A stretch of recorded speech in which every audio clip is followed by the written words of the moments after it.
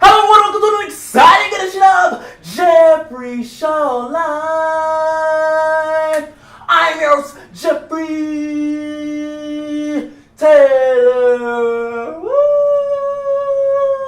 And I just finished watching tonight's episode of WWE SmackDown Live from September 4th, 2018. So without further ado, I'm not going to waste you guys' time. Let's get right into the review. So check this out. Let me just explain SmackDown Live in one word. Solid. And I know sometimes solid is sometimes overused in the wrestling community, but today was a pure example of a solid episode. It wasn't too much. We've had better SmackDown episodes. Let's be honest, you guys, we've had better episodes, but it wasn't a bad episode at all. It was a solid 2-hour episode that built everything. Everything had a purpose on this SmackDown Live show. Nothing was kind of like, why'd this happen? What's going on? Like, SmackDown Live was mad solid this week, as always. So let's get into the show. On this side of SmackDown, you guys know we do Raw backwards. We start from the main event on down, but with SmackDown Live, we start right at the top of the show. So we had Daniel Bryan and Brie kicking off the show with Renee Young, one of the hardest working women in wrestling right now. Renee Young, who is just on Raw, flew out to be on SmackDown. Daniel Bryan and Brie are, of course, getting that pop that they so rightfully deserve. We love a love couple. But we had Cien Almas that came out along with Zelina that wasn't feeling all this that was going on. We even got a Miz backstage promo. It actually wasn't backstage, it was in an empty arena that calls out Daniel Bryan and Brie. It seemed like definitely a pump move on the Miz and Maryse end, but it was hilarious to see Maryse, Brie, Miz, knowing damn well Daniel Bryan and Brie wasn't going to see that until when Renee Young aired it. And Renee Young, like, you know better than to air something like that. Like I said, Cien Almas and Zelina came out to disturb Daniel Bryan and Brie, and we were underway from last week's unofficial disqualification match where Cien defeated Daniel Bryan, but this time Daniel Bryan got the win over Cien Almas. Really great matchup. Similar to last week's matchup, there was a drop kick reverse on the outside. That was the standout moment from me. From Almas, Daniel Bryan got in that yes lock. It was over. Daniel Bryan did his thing against Cien Almas. I really enjoyed this matchup. Opening contest, it was just the advance of storylines that was going on. I really enjoyed what they had going on. Brie, at the end of the match that happened, she tried to damn near kill Zelina after Zelina tried to get involved. Like, it was kind of like Brie was upset at everybody on wrestling Twitter that was talking about her dive from Monday Night Raw. Like, she tried to take Zelina's head off with that knee. Brie mode, what? Brie is taking over in a sense. But I really enjoyed how the show started off. The first 30 minutes was really solid, and the Miz and Maryse, in fact, turned out to be in the arena still. So it would be a lot of fun. Next, we had Becky and Charlotte split screen interview for everybody to see, and it was really good, you guys. They're really not going for the face and heel. They're going for this whole best friend respect, may the better person win. You can see it in the tone of the voice. You can see it in the actions. Becky is no longer being portrayed as the bad guy, as the heel in a sense. Becky just want her just due. Becky want her respect. May the best woman win at WWE Hell in a Cell. And I know I made this troll tweet of what have Becky Lynch done to get a championship shot at Hell in a Cell. And we know McIntyre and Ziggler just randomly got into the title picture. We know Charlotte walked her way after she defeated Carmella at least. Different situation in a sense, but Becky Lynch, basically Carmella lost her rematch. Becky was next up. She was the number 2 contender that was pushed to number 1 contender. It's really not too much difficult. She really didn't have to wrestle a match by popularity and that she was the number 2 contender. It kind of just made sense for Becky Lynch to get the match. I loved how stern Becky Lynch was. Charlotte was coming across passion. I can't wait to the Hell in a Cell matchup. And a lot of people are saying don't be surprised if this steals the show.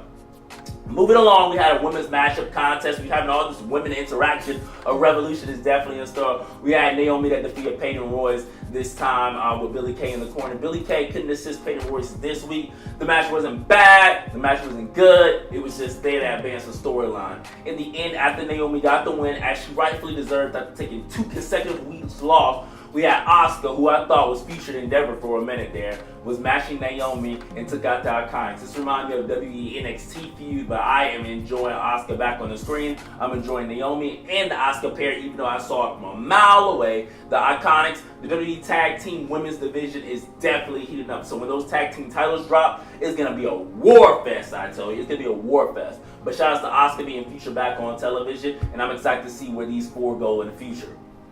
We had Randy Orton and Jeff Hardy that had these backstage promos going back and forth.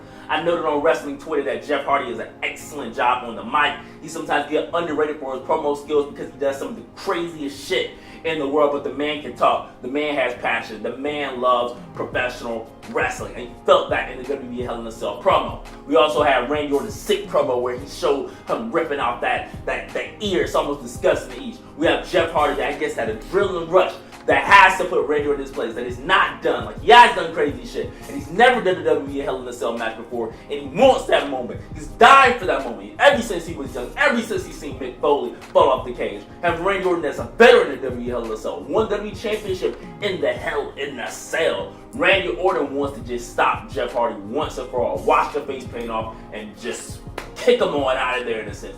This match is going to be really good. Some amazing writing, some amazing storytelling. Two veterans that are about to beat the hell out of each other in the Hell in a Cell. You can see the craziness of Jeff Hardy jumping off the cell, and you can also see Randy Orton just decimating Jeff Hardy, keeping him inside the cell. I'm really excited after watching the promo packages.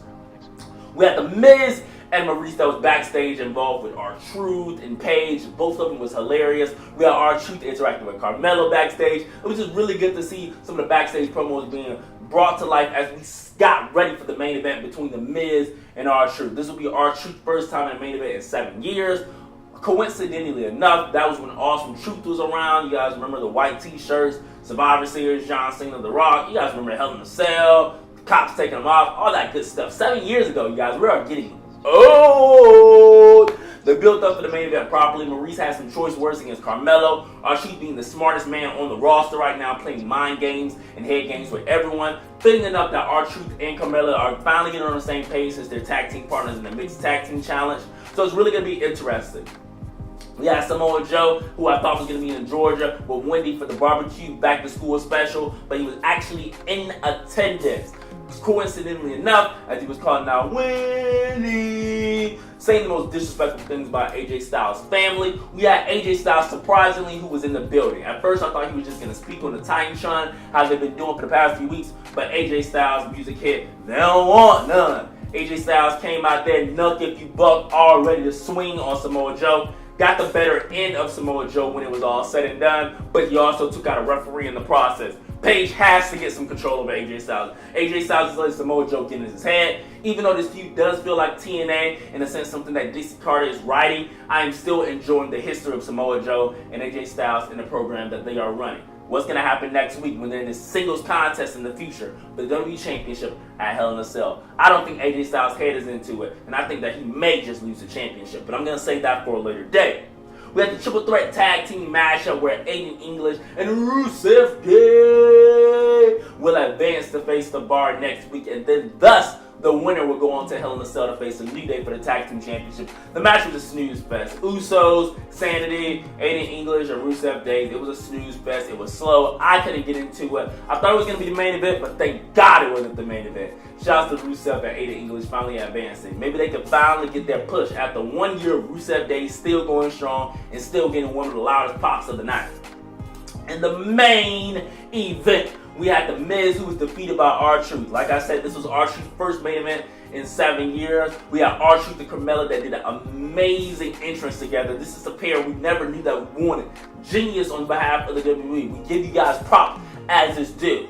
Miz and Maryse was in the ring calling out Daniel Bryan, Brie Bella as they were doing all throughout the night, goading them and everything. The match actually ended up biting them in the ass. But the actual match work consisted of The Miz taunting Daniel Bryan throughout the match and R-Truth working his ass off trying to secure future main event spots. The contrast of the styles of the matchup where The Miz had another agenda of embarrassing Daniel Bryan and R-Truth that was fighting for his job with Carmella in his corner looking out for him with Maryse. It was just actually a good matchup. I was about to say excellent, but it was a good, solid main event matchup that I never knew that I wanted in a sense. Daniel Bryan ultimately cost The Miz the matchup when his music thing hit. Nowhere to be found. R-Truth took advantage of it and got the win, got the hell up out of there. I was surprised that R-Truth and Carmella didn't stay around to help. Maybe we could get an 8-person tag team matchup in the future, because after Daniel Bryan and Brie Bella attacked Maryse and The Miz, Zelina and Andrade came out and they attacked. Ultimately, Daniel Bryan and Brie Bella got the upper hand over all of the competitors of the night. But I wish that the faces would really start to look out for each other, how the heels are doing.